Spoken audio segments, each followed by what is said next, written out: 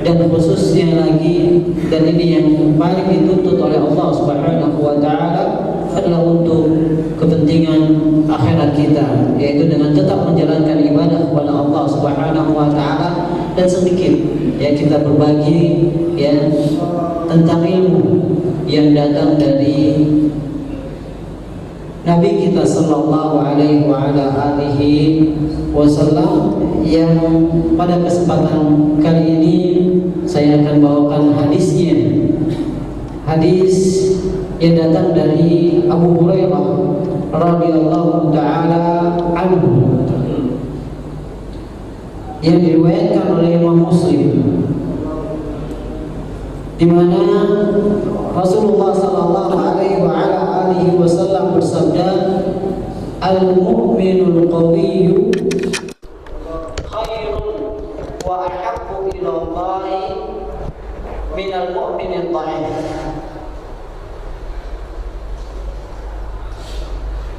Seorang mukmin yang kuat lebih baik dan lebih disukai oleh Allah Subhanahu wa taala minal mu'minin dhaif, dari mukmin yang lemah.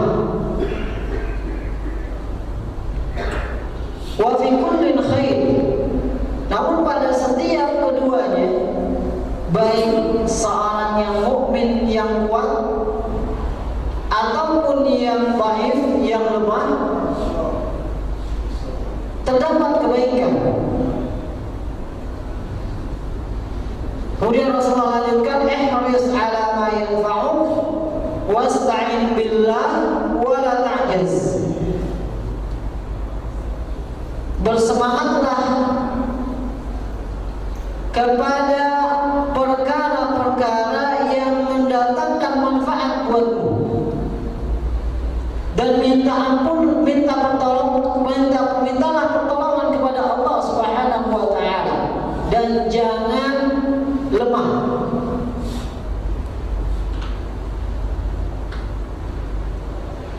Wa in asabaka syai'un,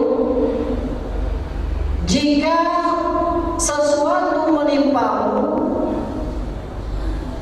yaitu suatu perkara yang tidak menyenangkan, yang menyusahkan diri kita, yang tidak sesuai dengan keinginan kita, fala taqul, maka janganlah engkau katakan, law anni fa'altu kana kadza wa kadza, seandainya saya melakukan ini mesti hasilnya seperti ini.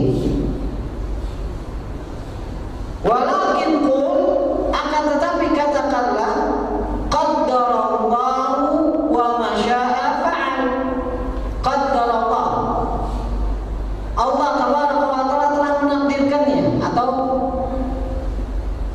bacaan yang lainnya qadarullah, bisa dibaca qaddarallah atau qadarullah, yang artinya takdir Allah telah terjadi.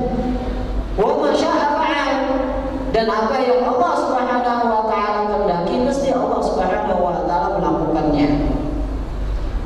Fa inna law, karena kalimat law, ucapan seandainya, nanti ada perincian mana yang dibolehkan dan mana yang tidak mengucapkan seandainya, kalau, dan seterusnya. Fa inna law, karena kalimat seandainya, kalau saja yang di dalamnya terkandung tidak adanya penerimaan terhadap takdir Allah Subhanahu wa taala, kekecewaan terhadap keputusan Allah Subhanahu wa taala atas dirinya, taftahu amala syaitan, dia membuka pintu syaitan. Jemaah sekalian rahmati Allah Subhanahu wa taala, banyak faedah yang bisa kita ambil dari hadis ini. Yang pertama, dalam hadis ini ditetapkan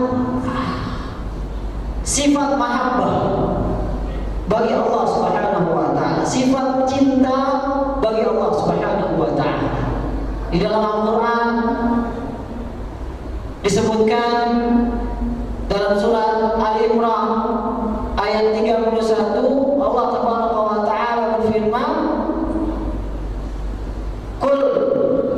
in kuntum tuhibbuna Allah fattabi'uni yuhibbukumullah wa yaghfir lakum dzunubakum. Katakan, jika kalian mencintai Allah, pengucapan secara lisan, mengaku-ngaku cinta kepada Allah, syarat cinta diterima oleh Allah Subhanahu wa ta'ala, syarat cinta tersebut diterima oleh Allah Subhanahu wa ta'ala, maka fattabi'uni, maka ikutilah aku. Siapa? Rasulullah sallallahu alaihi wasallam. Baru cintanya tersebut akan terbalas. Yuhibbukumullah. Di sini ditetapkan Allah akan mencintai kalian. Berarti Allah juga memiliki mahabbah, sifat mahabbah, sifat cinta ya, yang ditujukan kepada hamba-hambanya, yang memenuhi syarat yang layak dicintai oleh Allah Subhanahu wa ta'ala. Kemudian dikasih bonus, wa yaghfir lakum dzunubakum. Dan Allah Subhanahu wa ta'ala akan memberikan ampunan kepada kalian. Dan mahabbah Allah, cinta Allah Subhanahu wa ta'ala ini tergantung dengan kehendak Allah Subhanahu wa ta'ala. Dan cinta Allah Subhanahu wa ta'ala ini berkaitan dengan makhluk-makhluk yang Allah Subhanahu wa ta'ala, yang Allah wa ta'ala cintai. Kemudian cinta Allah Subhanahu wa ta'ala berlebih kurang kepada makhluknya. Sebagaimana ditunjukkan dalam hadis ini, al-mu'minul qawi khairun wa ahabbu ila Allah minal mu'minid dhaif. Kecintaan Allah Subhanahu wa ta'ala kepada mukmin yang kuat itu lebih besar daripada kecintaannya kepada mukmin yang dhaif. Orang yang beriman yang lemah. Jemaah sekalian rahmati Allah Subhanahu wa ta'ala, siapakah yang dimaksud dengan al-mu'minul qawi? Yang mendapat kecintaan Allah Subhanahu wa ta'ala yang berlebih, yang lebih besar dibandingkan mukmin yang dhaif, yaitu orang yang beriman yang mengerjakan konsekuensi dari keimanannya.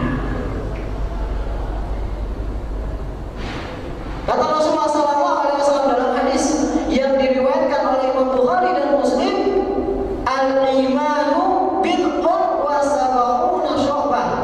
Iman itu 73 cabang lebih. A'laha qawlu la ilaha illallah, yang paling tertinggi adalah kalimat la ilaha illallah, wa adnaha imatatul adza anil tariq, dan yang paling rendah adalah menyingkirkan gangguan dari jalan. Wal haya'u minal iman, dan malu merupakan bagian daripada keimanan.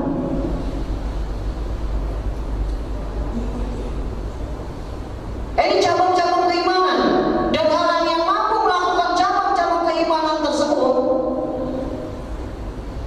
kalau tidak semuanya, paling tidak sebagian besar daripada keimanan, cabang-cabang keimanan tersebut, maka itulah mukmin yang qawi. Itulah mukmin yang kuat, yang mengamalkan amalan-amalan yang disyariatkan di dalam Islam, baik secara lahir maupun secara batin. Itulah mukmin yang kuat, yang tentunya lebih dicintai oleh Allah Subhanahu wa ta'ala dibandingkan yang lainnya. Dalam hadis qudsi yang diriwayatkan oleh Imam Muslim dan yang lainnya, Allah Tabaraka wa ta'ala berfirman, Allah Tabaraka wa ta'ala berfirman, "Ma taqarraba ilayya 'abdi bi syai'in ahabba ilayya mimma aftaratuhu 'alaihi." Tidaklah hamba mendekatkan diri kepadaku dengan sesuatu yang lebih aku cintai daripada yang aku wajibkan atasnya. Jadi mengerjakan perkara-perkara yang wajib ini lebih dicintai oleh Allah Subhanahu wa ta'ala dibandingkan mengerjakan perkara-perkara jemaah sekalian rahmati Allah Subhanahu wa taala, ketika perkara-perkara sunnah itu dikerjakan, diperhatikan, dipentingkan, tapi dia meninggalkan perkara-perkara yang wajib. Perkara-perkara yang wajib terlebih dahulu diperhatikan, baru setelah itu sebagai pelengkap dari perkara-perkara yang wajib, perkara-perkara yang sunnah dikerjakan. Sebagaimana dalam hadis ini, kenapa? Karena mengerjakan perkara yang wajib itu lebih dicintai oleh Allah Subhanahu wa taala. Kemudian Allah Taala melanjutkan, wala yataqarrabu 'abdi wala yazal yataqarrabu ilayya bin nawafil hatta uhibbahu.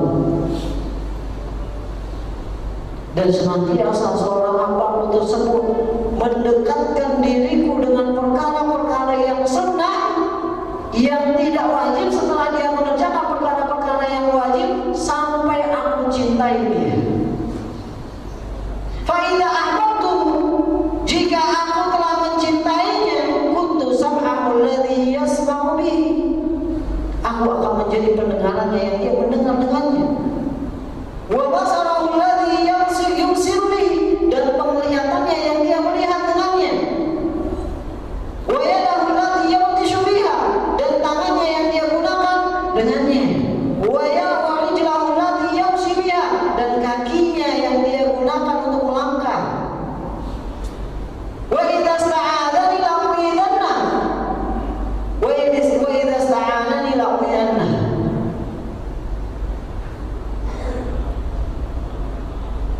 Jika dia meminta perlindungan kepadaku, maka aku akan berikan perlindungan kepadanya.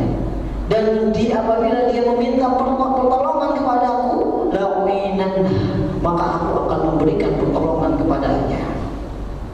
Ini efek dari kecintaan Allah Subhanahu wa taala kepada seorang hamba. Apabila dia meminta, ya Allah beri. Dan apabila dia meminta tolong, Allah kasih perlindungan kepadanya. Ini kecintaan Allah Subhanahu wa taala. Bagi siapa? Bagi orang-orang yang mengerjakan perkara-perkara yang wajib dan perkara-perkara yang sunnah, yang merupakan tuntutan daripada keimanan. Itulah mukmin yang qawi, mukmin yang kuat. Adapun ya kelemahan seorang mukmin, ia diukur dari sejauh mana dia mengerjakan atau sejauh mana dia meninggalkan perkara-perkara yang merupakan tuntutan-tuntutan daripada keimanannya. Nah, kita bisa mengukur jemaah sekalian rahmati Allah Subhanahu wa taala, keberadaan kita ini di mana? Ya, apakah kita ini sebagai mukmin yang qawi, yang senantiasa mengerjakan atau berusaha, berupaya mengerjakan perintah-perintah Allah Subhanahu wa taala yang wajib maupun yang sunnah, atau meninggalkan larangan-larangan Allah Subhanahu wa taala yang haram ataupun yang makruh? Ataukah kita ini ya mukmin yang dhaif, mukmin yang lemah, yang tidak sanggup mengerjakan itu semua, atau hanya sebagian saja yang sanggup kita lakukan daripada konsekuensi keimanan kita? Nah, dalam kondisi seperti itu jemaah sekalian rahmati Allah Subhanahu wa taala, kita jangan pasrah. Jangan qanaah dengan perkara-perkara akhirat lalu tamak dengan perkara-perkara dunia. Tidak boleh. Seorang mukmin harus dibalik. Kalau dalam perkara-perkara dunia qanaah, tapi dalam perkara-perkara akhirat tamak.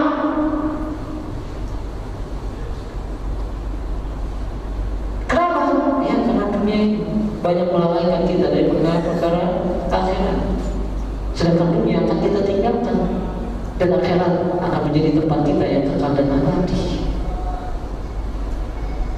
Maka yang seharusnya menjadi prioritas kita di dalam beramal adalah untuk perkara-perkara akhirat, bukan semata-mata perkara dunia. Tidak dilarang kita melakukan perkara-perkara dunia yang itu bermanfaat untuk kita, tapi ingat, Jangan kita lupakan akhirat kita. Dan kalau bisa jamaah sekalian umat Allah Subhanahu wa ta'ala, jadikan amalan-amalan kita di dunia ini sebagai wasilah, sebagai media untuk mendapatkan kebaikan-kebaikan kita, kehidupan kita yang baik di akhirat nanti. Mudah jamaah sekalian umat Allah Subhanahu wa ta'ala mendapatkan itu semua, mudah sekali. Kerja yang halal, yang sesuai syariat untuk menghidupi kehidupan dunia kita, ya, dan keluarga kita, orang-orang yang ditanggung oleh kita, dan niatkan itu untuk ibadah. Jadi dia ibadah.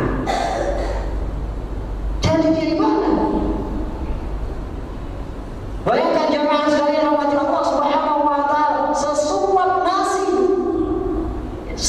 nasi yang masuk ke dalam mulut istri kita, atau ke anak kita, atau ke keluarga kita, atau ke orang tua kita, atau ke orang-orang yang kita tanggung. Hasil dari keringat kita, kalau kita mengharapkan ganjaran dari Allah Subhanahu wa ta'ala, itu akan menjadi pahala di sisi Allah Subhanahu wa ta'ala. Sesuap nasi, subhanallah, mudah. Untuk jadi mukmin yang koi, yang kuat, yang penting kita perhatikan perintah-perintah Allah Subhanahu wa ta'ala dan larangan-larangan, ya. Dan kita jangan stagnan, ya, jangan qanaah, merasa cukup dengan kedudukan kita, posisi kita sebagai mukmin yang dhaif. Kalau seandainya kita tidak berada pada posisi mukmin yang qawi, kita tidak pungkiri jemaah sekalian rahmati Allah Subhanahu wa ta'ala, al-imanu yazidu wa yanqus. Iman itu naik turun. Kadang kita semangat, kita mengamalkan Islam, kadang-kadang semangat kita itu berada pada level yang rendah. Kita tidak mungkin hal itu terjadi. Kan tapi jangan sampai, ya, ketika kita berada dalam posisi lemah iman, ya, kemudian kita membiarkan, ya, keadaan kita, atau bahkan merasa enjoy, merasa santai, merasa tenang, ya, dengan kelemahan kita ini. Waliyahulillah. Jemaah sekalian rahmati Allah Subhanahu wa ta'ala, itulah makna daripada mukmin yang qawi dan mukmin yang dhaif. Dan kata Rasulullah sallallahu alaihi wasallam, wa fi kulli khair, wa fi kulli khair, pada setiap keduanya ada kebaikan. Ya, pada setiap keduanya ada kebaikan. Setiap, ya, orang yang beriman, jemaah sekalian rahmati Allah Subhanahu wa ta'ala, ya, mesti ada kebaikan pada dirinya dengan keimanannya saja. Ini ada keutamaan di sisi Allah Subhanahu wa ta'ala. Apa kata Allah Subhanahu wa ta'ala dalam surat Al-Mujadilah, atau dalam surat Al-Mujadilah ayat 11? Apa kata Allah Subhanahu wa ta'ala? Yarfa'illahu alladhina amanu minkum wa utul ilma darajat. Allah Subhanahu wa ta'ala mengangkat derajat orang-orang yang beriman di antara kalian. Lihat, Allah mengangkat derajat orang-orang yang beriman. Pertama, wa utul ilma, dan orang-orang yang diberikan ilmu, beberapa derajat. Kata Imam Asy-Syaukani rahimahullah ta'ala dalam kitab tafsir beliau Fathul Qadir, ketika menafsirkan ayat ini, di sini Allah Subhanahu wa ta'ala mengangkat derajatnya orang-orang yang beriman di atas, melebihi orang-orang yang tidak beriman. Pertama, bahwa orang-orang yang beriman diangkat derajatnya oleh Allah Subhanahu wa ta'ala melebihi derajat orang-orang yang tidak beriman, siapapun dia. Sebanyak apapun hartanya, setinggi apapun jabatannya, seganteng apapun orangnya, kalau dia tidak beriman kepada Allah Subhanahu wa ta'ala, maka seorang yang beriman yang status sosialnya rendah di tengah-tengah masyarakat dalam pandangan manusia, yang buruk dalam pandangan manusia rupanya wajahnya, yang miskin tidak memiliki harta lebih baik daripada orang yang tidak beriman siapapun dia. Inilah ketinggian iman yang harus kita bangga dengannya, yang harus kita bersyukur kepada Allah Subhanahu wa taala dengannya. Lihat jemaah sekalian, umat Allah Subhanahu wa taala dalam posisi kalah para sahabat Nabi sallallahu alaihi wasallam dalam satu peperangan dengan musuh-musuh Islam, dengan orang-orang yang kafir. Apa kata Allah Subhanahu wa taala? Wala tahinu wala tahzanu. Jangan kalian merasa hina, jangan kalian merasa sedih. Antumul a'launa. Kalian itu tinggi, lebih tinggi dari mereka. Meskipun sekarang kalian dalam keadaan kalah, meskipun kalian posisinya lebih rendah dari mereka di dunia ini. Syaratnya apa? Ikut mukminin, jika kalian beriman. Jadi jemaah sekalian rahmat Allah Subhanahu wa taala, ubah pandangan kita, persepsi kita, ubah bahwasanya yang menjadikan mulia kita ini adalah harta kita, jabatan kita, ya, atau tampan kita, fisik kita. Rubah, bukan. Yang menjadikan kita mulia adalah iman kita. Kenapa? Karena kemuliaan di sisi manusia itu akan hilang, dan kemuliaan di sisi Allah Subhanahu wa taala akan kekal abadi. Inna akramakum indallahi atqakum. Sungguhnya orang yang paling mulia di sisi Allah Subhanahu wa taala di antara kalian adalah orang yang paling bertakwa kepada Allah Subhanahu wa taala. Jemaah sekalian rahmat Allah Subhanahu wa taala, wa fi kulli khair. Oleh karena itu setiap orang yang beriman, ya, itu ada kebaikannya. Ya, karena keimanannya saja ini sudah bisa mengangkat derajatnya. Kemudian kata Imam Syaukani rahimahullah taala, kemudian Allah Subhanahu wa taala mengangkat derajat lagi ketika seorang itu beriman, kemudian dia memiliki ilmu-ilmu agama dan ilmu-ilmu dunia. Allah Taala mengangkat lagi derajatnya di atas orang-orang yang beriman tapi tidak memiliki ilmu. Maka ketika seseorang itu mengumpulkan keimanan dan mengumpulkan keilmuan, khususnya dalam perkara agama, maka Allah Taala telah mengangkatnya lebih tinggi daripada yang lainnya.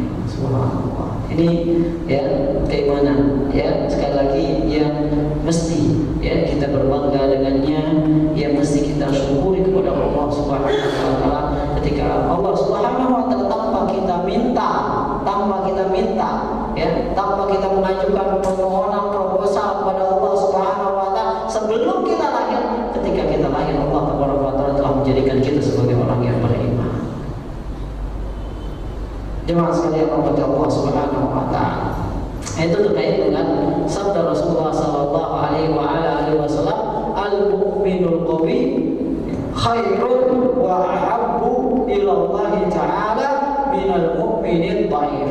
Ya, seorang mukmin yang kuat, ya, seorang mukmin yang kuat lebih baik dan lebih dicintai oleh Allah Subhanahu wa taala daripada mukmin yang dhaif, mukmin yang lemah. Wa fi kullin khair, dan pada setiap keduanya terdapat ya kebaikan. Jemaah sekalian rahmat Allah Subhanahu wa taala. Kemudian ya kata Rasulullah sallallahu alaihi wasallam ini yang cukup ya banyak faedah ya, dari perkataan Rasulullah sallallahu alaihi wasallam ketika Rasulullah sallallahu alaihi wasallam mengatakan ihris ala ma yanfa'uk wasta'in billah wala ta'jaz.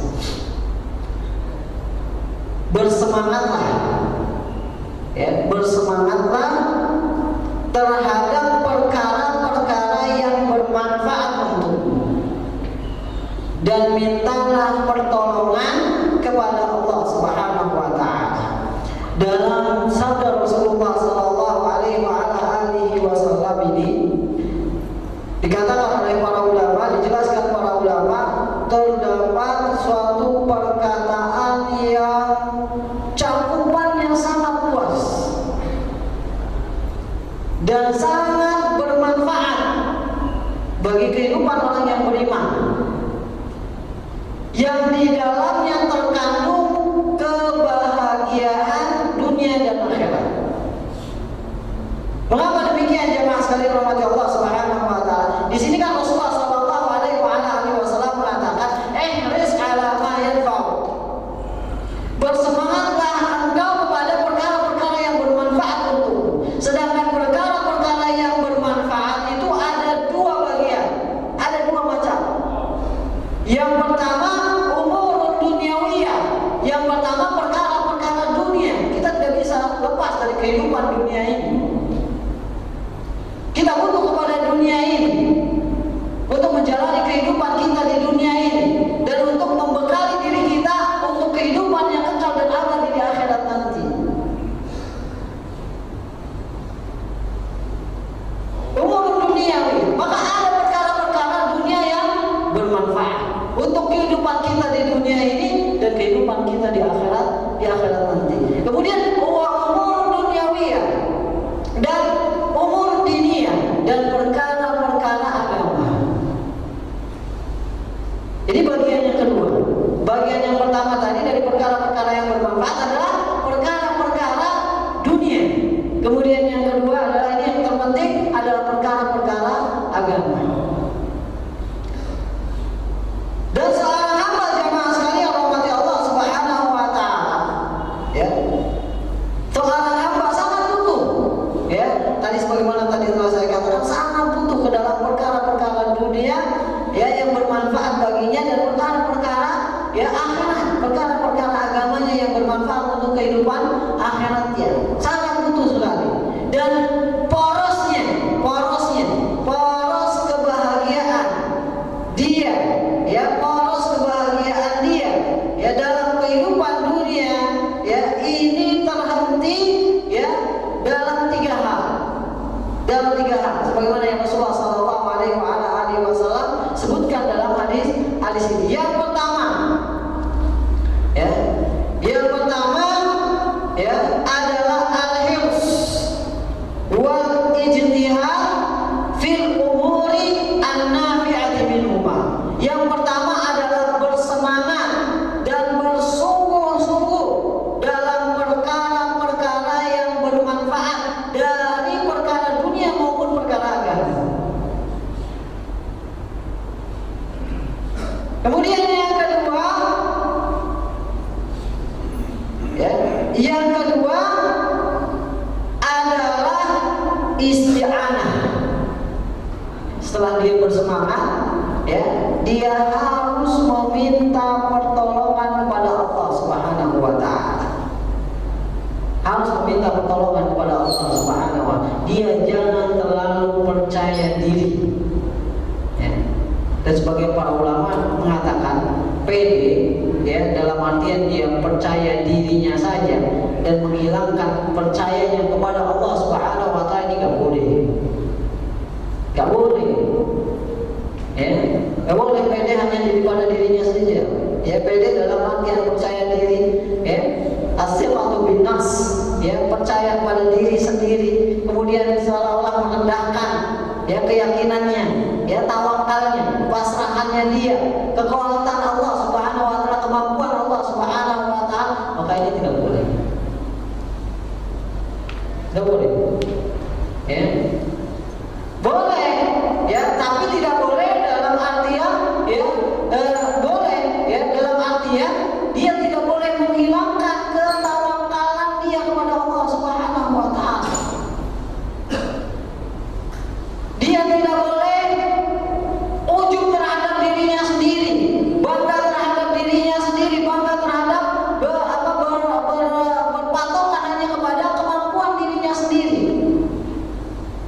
Kenapa? Karena jemaah sekalian rahmati Allah Subhanahu wa taala, inilah yang akan menyebabkan banyak dari manusia itu kecewa, bahkan sampai bunuh diri.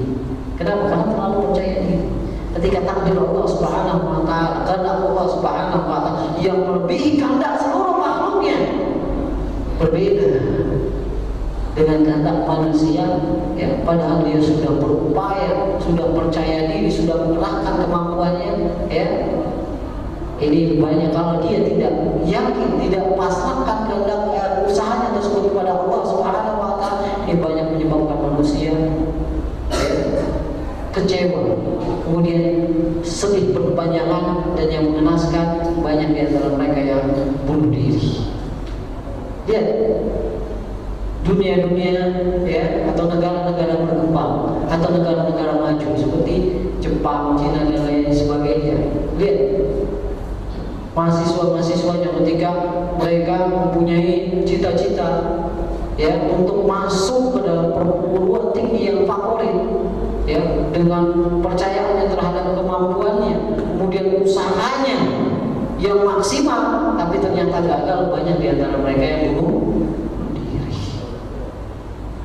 Kenapa? Karena tidak adanya keimanan kepada takdir Allah Subhanahu wa taala. Kemudian yang kedua, dia tidak meminta pertolongan kepada Allah Subhanahu wa taala.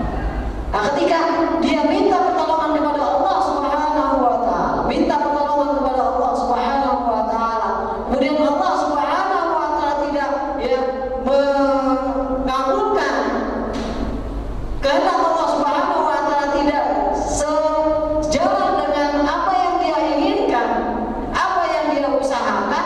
Nah, ketika itu, ya, dia pasrah pada Allah Subhanahu wa taala. Ya, dia pasrah kepada Allah Subhanahu wa taala. Dia berserah diri kepada Allah Subhanahu wa taala. Dia imani takdir Allah Subhanahu wa taala. Maka tiga hal ini jemaah sekalian rahmati Allah Subhanahu wa taala yang merupakan sumber, ya, kebahagiaan kita di dunia ini dan di akhirat nanti. Pertama, semangat dalam perkara-perkara yang bermanfaat dan bersungguh-sungguh. Kemudian yang kedua minta tolong kepada Allah Subhanahu wa taala. Ini yang senantiasa kita minta dalam sholat kita. Iyyaka na'budu wa iyyaka nasta'in. Senantiasa kita minta pertolongan kepada Allah Subhanahu wa taala. Apa kita minta kepada Allah Subhanahu wa taala dalam zikir kita? Ya Hayyu ya Qayyum bi rahmatika astaghis. Ya Hayyu ya Qayyum bi rahmatika astaghis. Dengan rahmat-Mu aku minta pertolongan, ya Allah. Minta bantuan. Wa la takilni ila nafsi. Janganlah Engkau menyerahkan diriku kepada diriku sendiri tarfata ain, sekejap mata sekalipun. Kemudian yang ketiga jemaah sekalian rahmat Allah Subhanahu wa taala adalah beriman kepada takdir Allah Subhanahu wa taala. Kalau, ya, kita, ya, mendapatkan apa yang kita cita-citakan, apa yang kita usahakan, kita tidak sombong. Ya, tidak sombong. Kenapa? Karena kita yakini ini merupakan bantuan daripada Allah Subhanahu wa taala. Kalau terluput apa yang kita usahakan dengan maksimal, kita pun tidak kecewa, tidak bersedih yang berkepanjangan.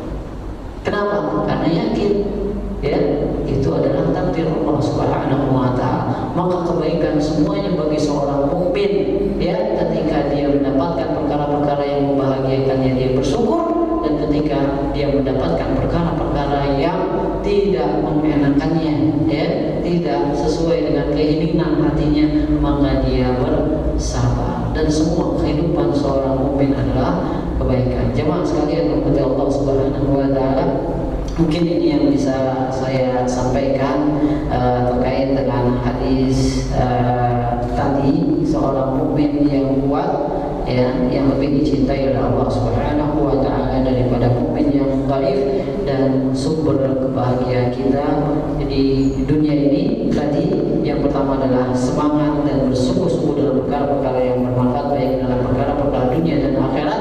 Yang kedua adalah senantiasa meminta pertolongan kepada Allah Subhanahu wa taala. Kemudian yang ketiga adalah beriman kepada takdir Allah Subhanahu wa taala. Allah taala alam. Semoga bermanfaat. Kurang lebihnya mohon maaf, ya. Kalau ada yang ingin ditanyakan, kami bagi bapak-bapak yang kurang jelas, apabila ada yang ingin bertanya, dipersilakan.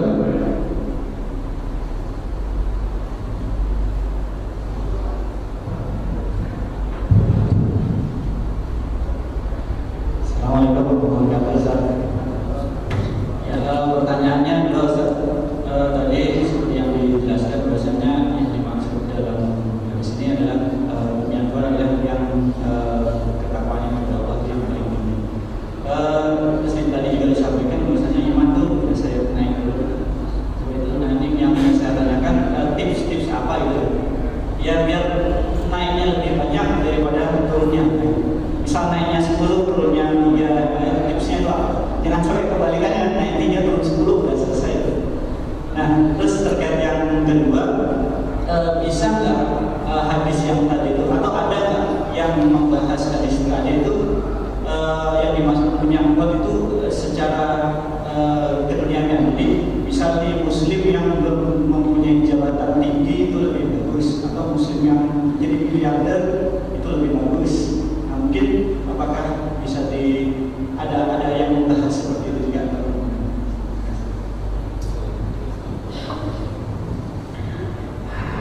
Yang pertama terkait dengan tadi yang mana mukmin yang kuat yang mampu mengamalkan ketaatan-ketaatan kepada Allah secara maksimal. Ya inilah yang sebenarnya dikatakan oleh atau yang dijelaskan oleh para ulama. Maka ya saya katakan di sini orang-orang yang istilahnya tidak sempurna fisiknya, ya cacat, terlalu cacat dia. Ya, ketika dia berusaha untuk yang sholat berjamaah 5 waktu hadir ke masjid, setiap 5 waktu hadir ke masjid, maka dialah orang yang kuat dibandingkan para pemuda, orang-orang yang mampu lari puluhan kilometer atau naik ke puncak gunung sekalipun, akan tapi dia tidak mampu mendatangi masjid rumah Allah Subhanahu wa Ta'ala. Saya katakan demikian. Itulah muslim yang kuat, ya, yang mampu menjalankan ketaatan-ketaatan kepada Allah Subhanahu wa Ta'ala dengan kekurangan fisiknya. Tapi Allah Taala tidak melihat seorang mukmin, ya, kekuatannya hanya sebatas dengan fisik, tapi sejauh mana dia mampu mengamalkan, menjalankan perintah-perintah Allah Subhanahu wa Ta'ala. Ya, maka itu, ya, maka kalau kita tidak mampu melaksanakan seperti itu, kemudian ada orang-orang yang fisiknya, ya, yang fisiknya lebih kurang daripada kita, kemudian dia mampu melakukan perkara yang lebih maksimal dibandingkan kita, maka akuilah kelemahan kita dibandingkan mukmin tersebut. Ya. Kemudian bagaimana tips? Ya, bagaimana tips? Ya, untuk mempertahankan keimanan agar tidak anjlok turunnya secara drastis itu, kemudian naiknya lebih tinggi. Banyak caranya, banyak tips-tipsnya. Mungkin itu bisa jadi kajian satu sesi secara tersendiri. Di antaranya, ya, yang saya ringkas mungkin jawabannya, di antaranya adalah dengan membaca Al-Quran, dengan mentadabburi maknanya, ya, dengan mentadabburi maknanya, ini akan mendatangkan, ya, menaikkan keimanan, akan menambahkan keimanan. Karena memang tujuan diturunkan Al-Quran adalah untuk ditadabburkan. Afala yatadabbaruna Al-Quran am ala qulubin aqfaluha.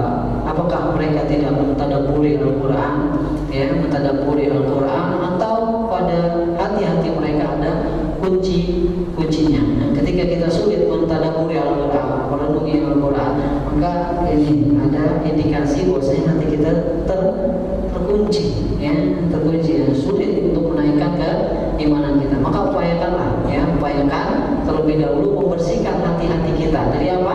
Dari dosa dan maksiat. Inilah yang menutupi, yang mengunci hati-hati kita, ya, yang menyulitkan kita untuk menaikkan, ya, keimanan kita. Kata Utsman bin Affan radhiyallahu taala anhu, "Lau tahurat qulubukum ma sabi'at min kalami rabbikum." Seandainya hatimu suci, dia tidak akan pernah kenyang dari kalam Rabb kalian, dari firman Allah Subhanahu wa Ta'ala. Seandainya hatimu suci, ya. Kenapa? Karena ini sejalan dengan pengakuan cinta kita kepada Allah Subhanahu wa Ta'ala. Kenapa? Karena orang yang namanya cinta kepada seseorang, mesti dia ingin selalu dekat dengan orang tersebut. Kalau jauh, mesti dia dia inginnya surat-suratan, ya, inginnya ya apa sekarang ini SMS-an, ya, senantiasa berhubungan. Ya tidak ada yang paling membahagiakan dirinya kecuali membaca surat dari kekasihnya, ya kan? Ya begitulah orang yang mencinta. Maka ketika kita mengakukan kita cinta kepada Allah Subhanahu wa Ta'ala, tidak ada yang membahagiakan kita, tidak ada yang menenangkan kita kecuali dengan membaca firman-firman Allah Subhanahu wa Ta'ala yang kita cintai. Itu diantaranya.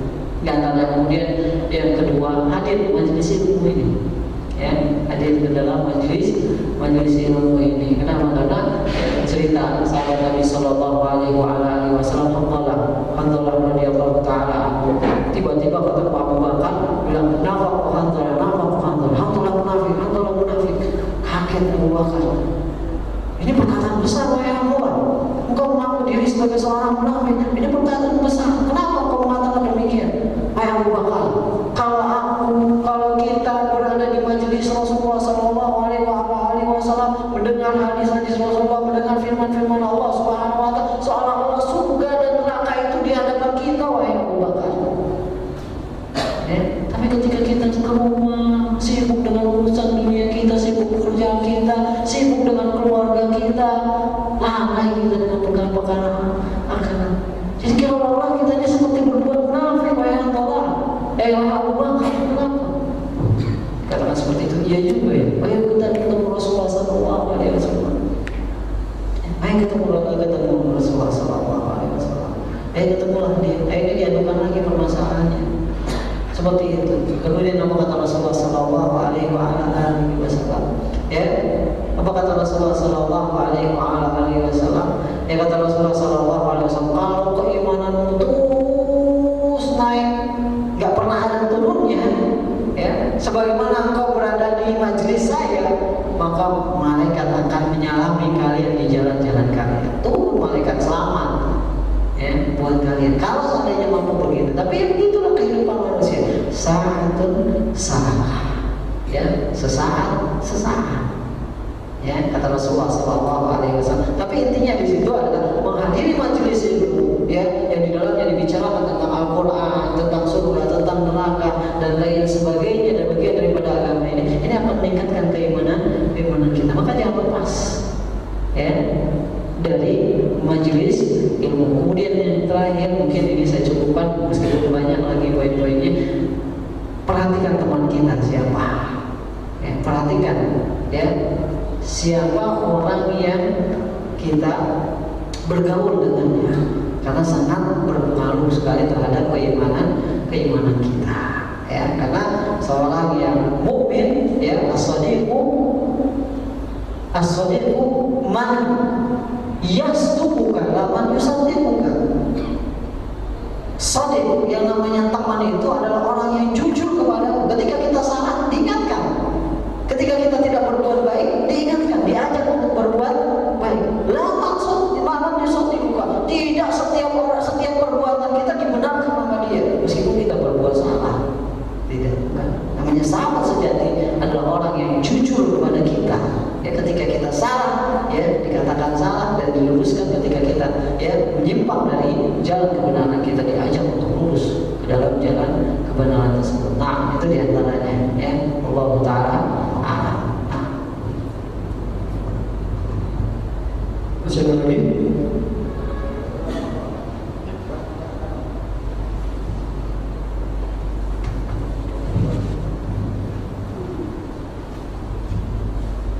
Assalamualaikum warahmatullahi wabarakatuh.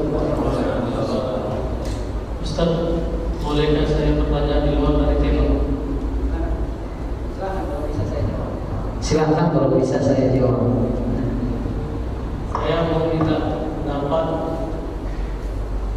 bagaimana tentang aksi besok, tentang pembelaan Islam pada agama, kepada Al-Quran. Bagaimana itu?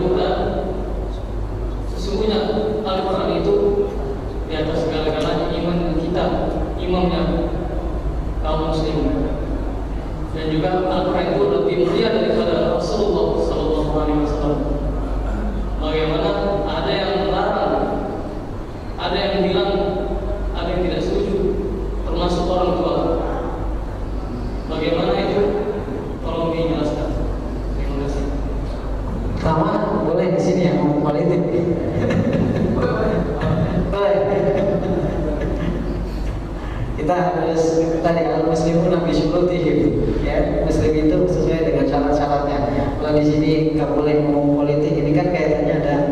politik-politiknya juga, unsur-unsur politiknya. Saya nggak mau jawab masalah tersebut, jangan ya. Tapi kalau misalnya memang dibolehkan, ya sebatas menjelaskan apa yang memang perlu dijelaskan, ya saya jelaskan. Pertama terkait dengan aksi ya yang akan dilakukan oleh banyak kaum muslimin di Jakarta khususnya, dan sebagian datang dari luar Jakarta. Nah, saya katakan, lihat penyebabnya apa? Ya, penyebabnya adalah penghinaan terhadap Al-Quran, penghinaan terhadap Al-Quran, dan tentunya siapapun yang beriman ya terhadap Al-Quran sebagai kitab sucinya, ya maka tidak akan terima. Ya, dia mesti marah, ya mesti dia murka, ya terhadap orang yang mengatakan demikian, yang menghina Al-Quran, yang menistakan Al-Quran. Kenapa? Al-hubbu fillah wal bughdu fillah. Cinta karena Allah dan benci karena Allah Subhanahu wa taala. Itulah setinggi-tinggi keimanan. Ya. Setinggi-tinggi keimanan atau sekuat-kuat iman. Kata Rasulullah sallallahu alaihi wasallam, "Awthaqu qural iman al-hubbu fillah wal bughdu fillah." Sekuat-kuat ikatan keimanan adalah cinta karena Allah dan benci karena Allah Subhanahu wa taala. Maka lihat hati kita, ya. Hati kita ya, benci ya, marah ketika Al-Quran dihinakan. Kalau ya biasa-biasa saja, imannya perlu dipertanyakan. Ya. Bahkan kalau sampai ada sikap pembela, waliyadzubillah, ini kemunafikan. Kemunafikan, bela orang-orang yang terhadap penghinaan Al-Quran, ya, marah ya, terhadap Al-Quran, terhadap penghina-penghina Al-Quran, penista-penista Al-Quran. Ini adalah suatu kewajiban, ya, minimal itu ada di dalam, minimal itu harus ada di dalam hati seorang mukmin, dan itulah selemah-lemah keimanan. Kata Rasulullah sallallahu alaihi wasallam, pernah ada seorang ya Yahudiyah, wanita Yahudi yang kerjaannya mencaci maki Rasulullah sallallahu alaihi wasallam. Rasulullah kerjaannya mencaci maki Rasulullah sallallahu alaihi wasallam, yang didengar oleh sahabat Nabi sallallahu alaihi wasallam karena kecintaannya kepada Rasulullah sallallahu alaihi wasallam, dan tidak terima Rasulullah SAW terus dicaci maki, dijelek-jelekin. Akhirnya dia cekek, wanita tersebut mati. Kemudian dilaporkan kepada Rasulullah SAW. Akhirnya tidak dilaksanakan hukuman apa-apa kepada sahabat Nabi tersebut. Intinya apa? Ya, artinya apa? Banyak kalau ulama mengatakan bahwasanya hukuman bagi penista, ya, Nabi, ya, atau yang lebih tinggi daripada itu Al-Quran, ini adalah hukuman mati. Dan bagi orang yang melakukan pembunuhan terhadap Al-Quran tersebut, tidak ada hukuman atas dirinya. Berat ya, hukuman terhadap penista Al-Quran, berat. Kemudian jemaah sekalian rahmati Allah Subhanahu wa taala, adapun yang tadi sebagian kaum muslimin ingin menuntut ya pemerintah untuk melaksanakan hukuman ya kepada penista Al-Quran, maka saya ingin katakan ya, yang pertama ya, aksi yang bisa dilakukan atau yang bisa dilakukan pertama itu tadi ya, demo ya, besar-besaran. Ini diperselisihkan hukumnya oleh para ulama, diperselisihkan apakah dibolehkan atau tidak ya. Kenapa? Karena sebagian para ulama yang melarang itu mengingat ya dampak negatif yang mungkin bisa muncul ya dari aksi ini, yaitu apa? Timbulnya kerusuhan, pertumpahan darah, korban jiwa. Kenapa? La zawal dunia awal indallah min qatli rajulin muslim. Hilangnya dunia ini semuanya itu lebih ringan di sisi Allah Subhanahu wa taala daripada terbunuhnya seorang muslim. Seorang muslim Ya, lihat siapa yang jamin besok itu akan benar-benar damai sebagaimana yang diinginkan? Siapa yang jamin? Ada yang jamin? Kenapa? Karena di baliknya punya banyak kepentingan nih. Ada banyak kepentingan. Sebagian orang mungkin ada yang kepentingannya untuk menegakkan agama Allah, tapi di sana ada yang kepentingan untuk menjatuhkan kemampuan politik yang ada. Bahkan mungkin ada di baliknya ada yang menginginkan kerusuhan. Kerusuhan, kemudian chaos, kemudian dia gulingkan kekuasaan, akhirnya dia berkuasa. Ada. Oleh karena itu yang menyebabkan sebagian para ulama berfatwa tidak boleh melakukan hal tersebut. Kenapa? Karena khawatir terjadi kerusuhan. Namun sebagian para ulama mengatakan seandainya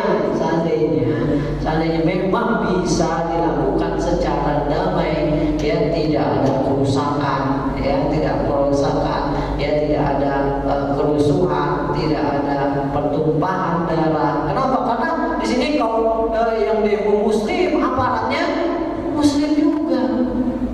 Jangan gara-gara satu orang kafir kemudian akhirnya bunuh-bunuhan. Ya sesama Muslim. Jadi seolah-olah kita adu domba. Sedangkan dianya belum tentu ketangkep apa enggak, belum tentu diproses hukumnya atau tidak. Tapi kalau memang bisa dilakukan secara damai, ya tidak perkara-perkara yang mengkhawatirkan itu ya tidak bisa dihindari, maka tidak mengapa sebagian para ulama demikian. Tapi intinya ya ini masih dalam ranah perselisihan para ulama yang menganggap hal itu tidak boleh, ya silakan gitu. Kalau menganggap hal itu boleh dilakukan ya silakan, tapi tadi syarat-syaratnya harus tetap dijaga, jangan sampai terprovokasi sehingga akhirnya terjadi kerusuhan. Kita nggak mau kasus atau tragedi 98 itu terjadi lagi di sini, nggak mau. Ya rugi siapa? Kita sendiri, bukan siapa-siapa. Tadi belum tentu ini orangnya ini yang jadi target sasaran ini benar-benar dipenjarakan, di proses hukum, belum tentu.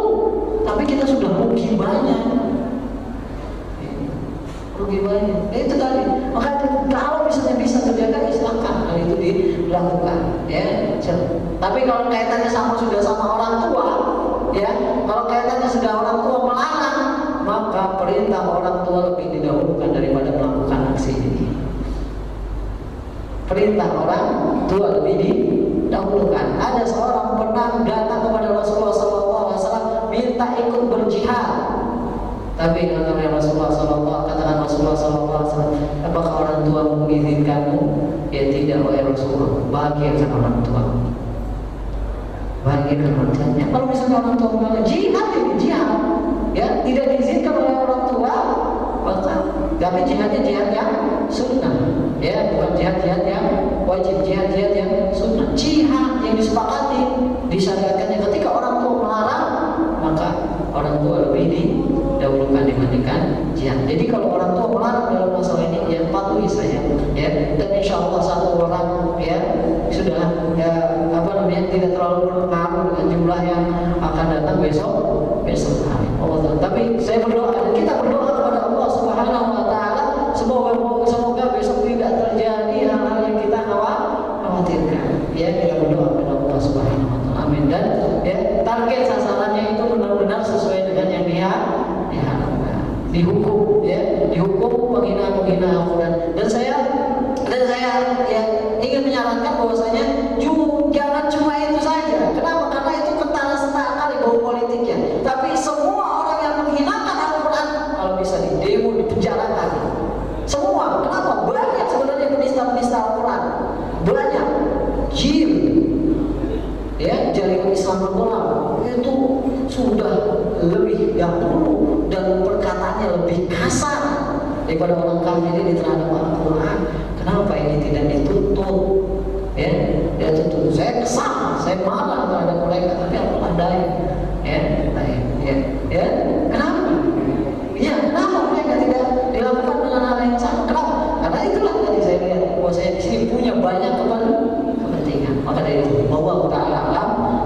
Karena itu, ya sekali lagi, ya kalau mau melakukan hal tersebut, ya silakan. Nah, tapi tetap dijaga keamanan dan jangan sampai terjadi kerusuhan. Allah Taala alam. Kita dengan Allahumma shalli ala Muhammad wa ala ali Muhammad.